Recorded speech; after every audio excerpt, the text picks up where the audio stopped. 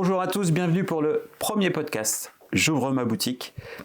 Vous êtes sur le podcast pour les futurs commerçants. Et petite spécificité cette fois-ci, pour le premier, c'est Lumna, mon invité, qui va prendre la parole et qui va m'interviewer pour ce premier épisode. Merci beaucoup Olivier, bonjour. Bonjour. Avant de rentrer dans le business et de rentrer vraiment dans le vif du sujet, est-ce que tu pourrais toi te présenter et nous dire qui tu es vraiment? Alors moi je suis Olivier Bourdon, je suis un passionné de l'entrepreneuriat. J'ai commencé juste, même pendant mes études, à entreprendre. Et puis après mes études, j'ai voulu créer une entreprise, ça s'est pas fait. Et j'ai voulu faire le métier de la personne qui m'avait accompagné pour créer mon projet d'entreprise. Et c'est comme ça que je suis devenu accompagnateur d'entrepreneurs. Et aujourd'hui, ça fait plus de 25 ans que je fais ce métier-là, un métier de passion. Et je suis l'inventeur des boutiques à l'essai et je suis aussi l'animateur de la première communauté de futurs commerçants. J'ouvre ma boutique. Ok, et alors qu'est-ce qui t'a donné envie de faire ce métier-là? Tu t'es dit, c'est ce que je veux faire. Je veux devenir entrepreneur et accompagner les futurs entrepreneurs et commerçants. En fait, moi, il y avait quelque chose qui était important pour moi, c'est me sentir utile. Et ce que j'aime aussi dans l'entrepreneuriat, c'est que c'est à chaque fois des projets nouveaux. C'est nouveau, c'est excitant, il y a de l'adrénaline parce qu'on a des gens qui ont des projets. Et donc, c'est un métier au quotidien qui me passionne parce que chaque nouvelle personne est une nouvelle histoire avec ses engagements, son projet. Et c'est vraiment très, très diversifié. Donc, moi, voilà, c'est vraiment un métier passionnant. Et donc de ce que j'ai compris, il y a 25 ans, tu avais une envie aussi de lancer ton propre projet qui ne s'est jamais réalisé. Qu'est-ce que cet échec t'a appris? Déjà, j'ai compris la solitude de l'entrepreneur. Quand on travaille sur un projet de création, on se sent seul, on a beaucoup de questions, tous les jours des questions, et très peu de réponses. Le fait d'être accompagné, ça permet vraiment de structurer. Donc moi, à l'époque, j'ai découvert ce qu'était l'accompagnement d'entrepreneurs, et donc j'ai une personne qui m'a accompagné, étape par étape. Alors le projet, à la fin, c'est pas fait parce que c'était avec mon frère, et puis lui a décidé de suivre un autre parcours professionnel, le salariat. Et d'ailleurs, aujourd'hui, pour la petite anecdote, il a créé son entreprise au final. 15 ans après, il s'est dit non, finalement, je vais créer mon entreprise. Et donc, c'est la structuration qui est vraiment agréable dans cette partie-là. Ok, eh bien, on sait aussi qu'il y a quelque chose qui t'a marqué grâce à ton parcours. Tu as voulu aller encore plus loin que l'accompagnement. Tu as créé le fameux dispositif qui a fait beaucoup parler de lui, les boutiques à l'essai. Comment est venue l'idée de créer les boutiques à l'essai? En fait, je faisais de l'accompagnement d'entrepreneurs et je me rendais compte qu'on avait beaucoup d'entrepreneurs qui étaient bloqués par les engagements d'un bail. Un bail, en fait, quand tu signes un bail commercial, c'est un engagement pour 3 ans. Et donc, à un moment donné, je me suis dit, est-ce qu'on n'a pas une solution à trouver? Et puis, je voyais des boutiques de plus en plus vides, notamment à Noyon, quand j'étais rue principale, rue de Paris. Et je me suis dit, est-ce qu'on ne peut pas matcher les deux? Donc, je suis allé voir la municipalité de l'époque et je leur ai dit, est-ce qu'on peut créer un concept de boutique test? Et à l'époque, on a appelé ça boutique à l'essai parce qu'il y avait des boutiques éphémères, ça existait, mais les boutiques éphémères à l'époque, c'était les vendeurs de canapés qui louaient un entrepôt, qui mettaient les canapés, et puis 2 mois après, ils partaient, ils laissaient tout le monde. Donc on s'est dit boutique à l'essai. Et finalement, en fait, le concept des boutiques à l'essai, on a inventé la période d'essai pour les commerçants. Et donc, quand tu es salarié et que tu fais un CDI, tu as toujours une période d'essai. Pour les commerçants, ça n'existait pas. Tu devais t'engager 3 ans. Donc c'est comme ça qu'on a mis en place les boutiques à l'essai. Ok, super. Et quel était le problème que tu voulais résoudre en créant les boutiques à l'essai? Ce qui était important en créant les boutiques à l'essai, c'est de laisser aux gens le temps de tester leur idée avant de s'engager. Donc l'objectif des boutiques à l'essai, c'est vraiment pendant 2 fois 6 mois, tu testes la boutique, tu testes ton concept, et à l'issue, tu peux garder le local. Et ça, c'est vraiment important parce que tu vois, aujourd'hui, on a 80% des commerçants à l'essai qui transforment l'essai en s'installant de façon définitive.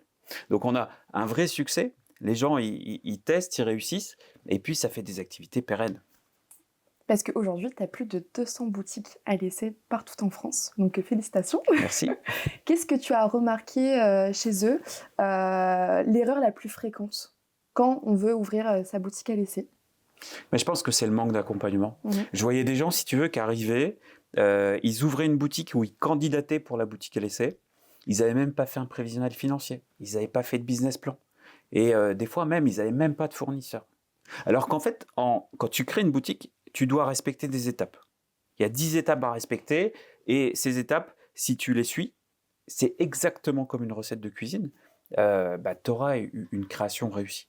Celui qui se dit non, je vais passer certaines étapes, il y a un moment donné, ça va le rattraper.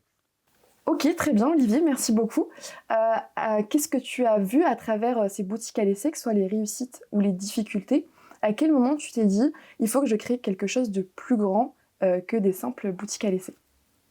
En fait, il y a un moment donné, je me suis dit, on a créé les boutiques à l'essai, on peut aller plus loin et proposer cette fois-ci, pas uniquement sur 200 boutiques, tu vois, c'est très bien.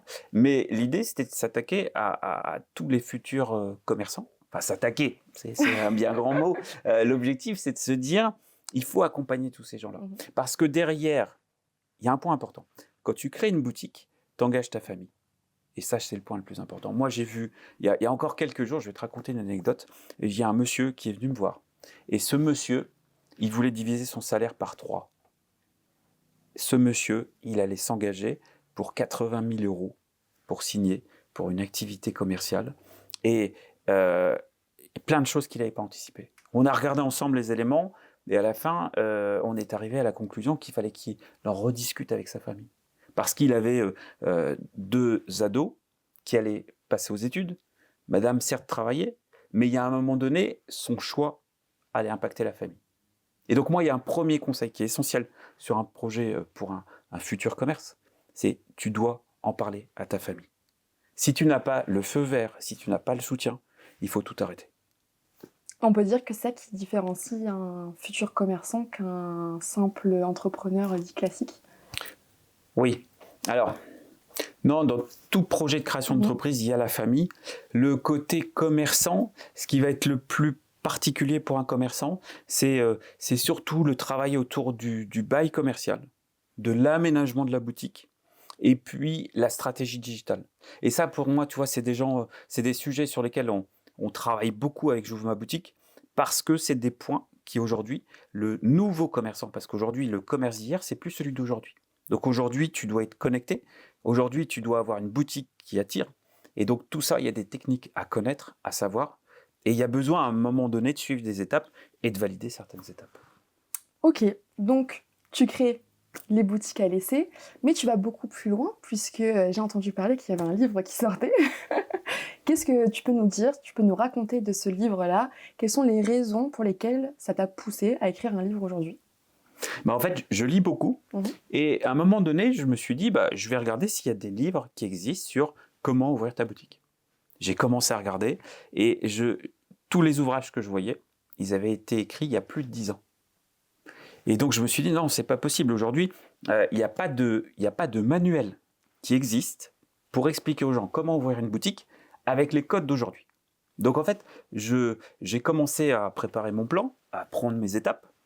Et puis, pour anecdote, en fait, un jour, il m'est arrivé un petit événement. Je suis allé faire un tournoi de badminton. Et là, rupture du tendon d'Achille, immobilisé 2 mois. Et là, je me suis dit, bon, ok, c'est un signe. Donc, j'ai commencé à rédiger un peu plus.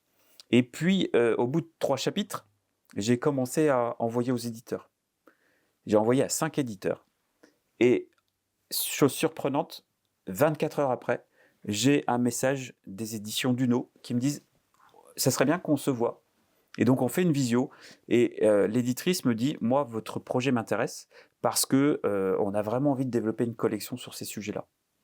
C'est comme ça que le livre est né. Waouh, une belle histoire. Ouais. Et qu'est-ce que les lecteurs vont apprendre à travers ce livre? Déjà, on va retrouver les 10 étapes pour ouvrir ta boutique. Et c'est vraiment 10 étapes qu'il faut suivre, comme la recette de cuisine, pour arriver à réussir. Ensuite, on va retrouver des méthodes et des conseils qui sont très techniques, spécialisés pour les commerçants. Aujourd'hui, tu peux créer une entreprise, il y a des choses qui existent, il y a énormément de supports. Pour les commerçants, il y a des spécificités, notamment par exemple sur le bail commercial, on en parlait sur l'aménagement de la boutique. Il y a des choses qui sont vraiment importantes à avoir en tête. Et dans ce livre, on va retrouver vraiment tous ces conseils. Donc, est-ce que tu dirais que c'est plus un livre d'inspiration ou un guide concret? Moi, je pense que c'est plus un guide concret Ok. qui te donne une méthode pour construire ton projet. Et cette méthode, elle est approuvée. Moi, j'ai déjà aidé plus de 2000 entrepreneurs. Les 200 boutiques à l'essai ont été ouvertes. Et tout ce que j'ai appris, ça se retrouve dans ce livre de façon très synthétique, pédagogique, avec, j'ai voulu être le plus précis possible et le plus abordable possible aussi. Ok, et puis bah, ce qui est intéressant aussi ici, c'est que le livre ne se lit pas seul, puisque tu parles souvent de communauté de futurs commerçants. C'est quoi concrètement cette communauté? En fait, quand tu travailles sur n'importe quel projet, je ne sais pas si tu as déjà remarqué, tu as besoin d'être avec des personnes qui ont la même envie. Mm. Et donc, il existe des communautés sur plein de sujets. Même problème, j'ai regardé sur Internet qui parlait aux commerçants, aux futurs commerçants, j'ai trouvé personne.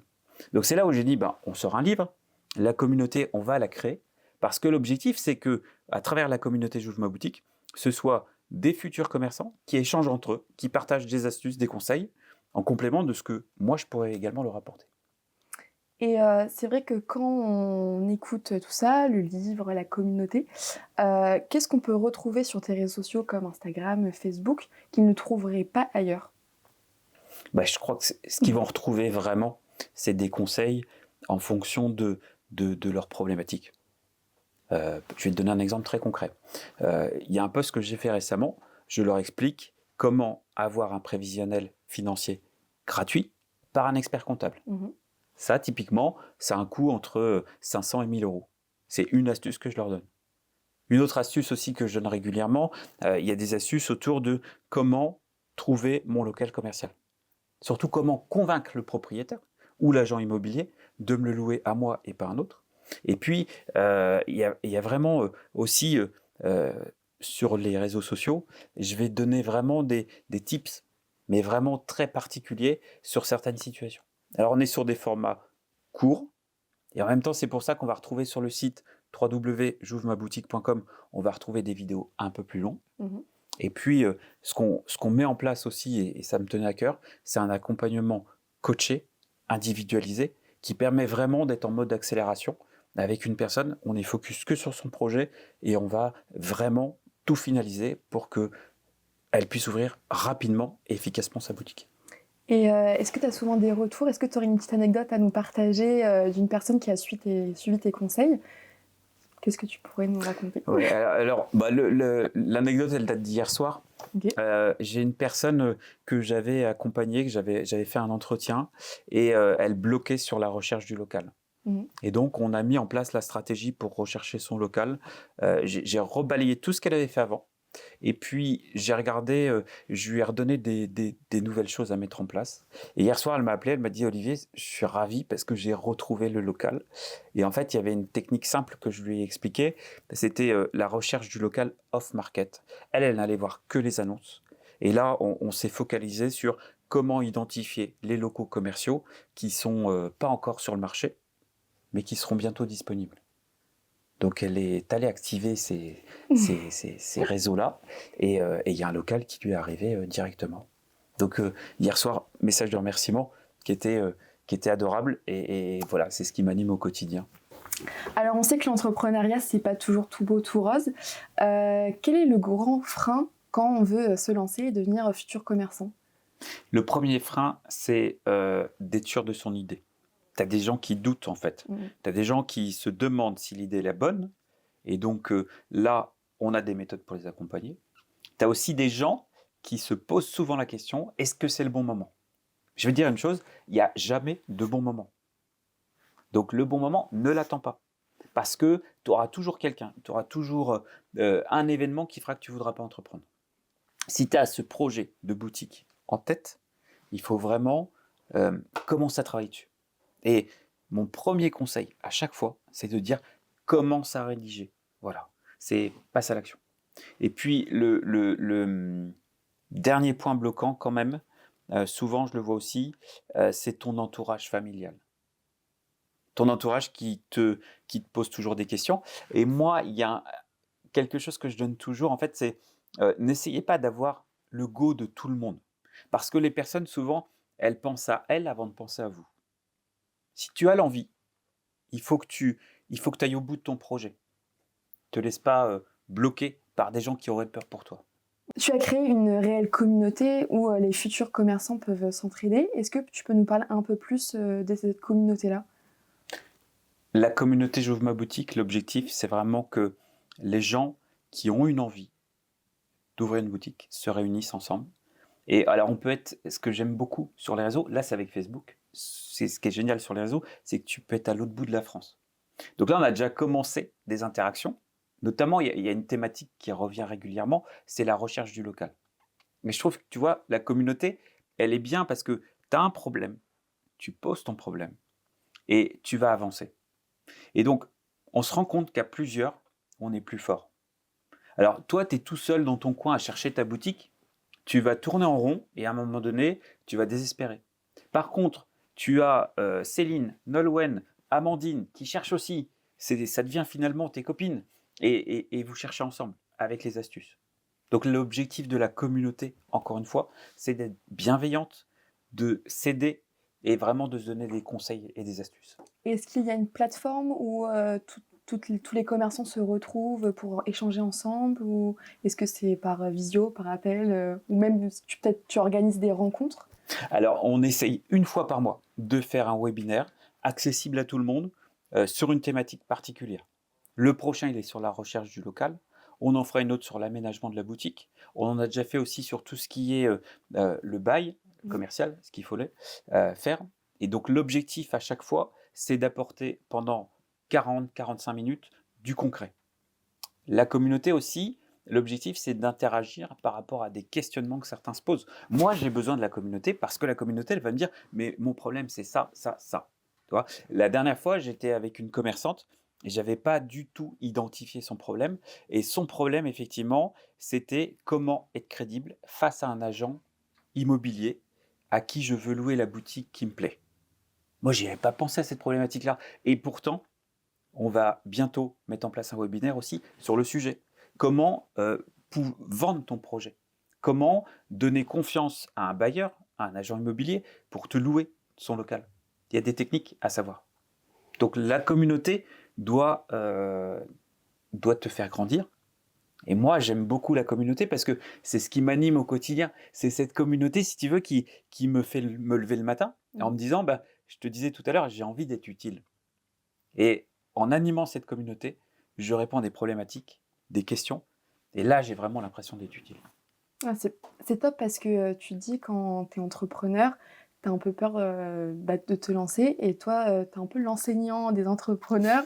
Tu vas leur donner toutes les cartes en main.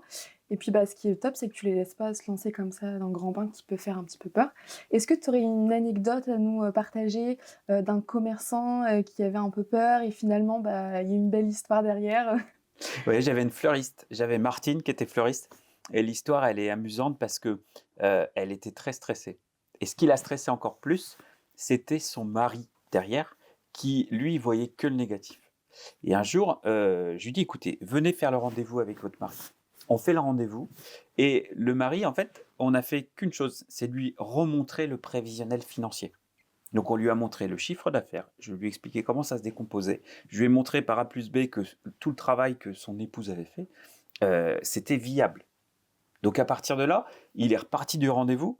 Elle m'a appelé, mais vraiment 1 heure après le rendez-vous, discrètement, elle me dit « Olivier, merci ». Elle a juste dit « merci », elle a raccroché, et après on s'est revus, mais si tu veux, il avait eu le déclic en fait. Lui, il avait un problème, c'était l'aspect financier, le fait de mettre sa famille en péril, et c'est un point avec l'accompagnement que tu arrives à lever. Donc ça, c'est génial en fait. Et si tu devais donner 3 mots pour décrire cette grande communauté de commerçants? Alors le premier mot, c'est bienveillante. Parce qu'aujourd'hui, tu as un projet, tu as beaucoup de doutes, tu n'es pas là pour être jugé, tu es là pour vraiment structurer ton projet. Deuxième point, c'est elle est pédagogique. Moi, c'est un point essentiel parce que il faut une méthode, il faut que les gens ils aient vraiment des tips, des choses pour mettre en place. Si c'est juste du blabla, ça sert à rien. Donc, on est sur de la pédagogie. Et puis, dernier point, et c'est le point le plus important pour moi, elle est opérationnelle. Ça veut dire que c'est bien d'avoir une pédagogie, une bienveillance, mais si tu fais rien, si tu n'es pas dans l'action, bah, ça ne sert à rien. Tu as juste parlé pour parler. Mhm. Donc l'objectif, c'est vraiment de se dire, on va t'accompagner jusqu'au bout. Et là, il y a 2 solutions. Tu as les gens, si tu veux, qui vont se dire, OK, j'y vais. Et donc là, on sera content, ils auront les clés de leur boutique. Et puis après, tu as les gens qui n'iront pas, parce qu'effectivement, le projet, ils se sont rendus compte au fur et à mesure que ce n'était pas le moment. Et moi, je voudrais qu'on parle 2 minutes de ces gens, si tu veux, qui, qui se disent, je vais commencer un projet et je vais le faire absolument, et ils se mettent une pression de folie. Alors que non, ce qui est génial en création d'entreprise et quand tu veux ouvrir une boutique, c'est pas parce que tu travailles sur le dossier que tu vas forcément l'ouvrir. Par contre, je vais te dire un truc, on regrette souvent ce qu'on n'a pas fait que ce qu'on a fait. Donc moi, je préfère quand effectivement on a fait le prévisionnel, on a fait le business plan, on a structuré, et qu'à la fin, si la personne me dit j'y vais pas parce qu'effectivement ça m'a fait me poser les bonnes questions, bah très bien. Mais on a 50-50 dans l'accompagnement que je fais, si tu veux, il y a 50% des gens qui vont pas aller au bout, mais qui vont rebondir sur d'autres projets et des voies qui vont même faire un vrai bilan de compétences grâce à leur projet. Et puis il y a les autres personnes qui vont ouvrir la boutique. Et là, ce qui est génial, c'est qu'elles sont vraiment préparées. Moi, je dis toujours, si tu veux, il y en a, j'ai l'impression qu'ils font l'Himalaya en tongs. Parce que quand tu arrives avec et que tu n'as pas de prévisionnel financier, que tu n'as rien qui est prêt, je veux dire, il y a des gens, mais c'est des inconscients. Mais vraiment, c'est des fous. Ils arrivent, ils ont signé un bail commercial. Ils arrivent et ils disent, mais bah, je démarre demain. Ouais, vous avez l'accord bancaire? Non. Vous avez un prévisionnel? Non. Vous avez des fournisseurs? Non. Bah, on fait comment? Bah, je ne sais pas. Dernière fois, je vais te raconter une histoire.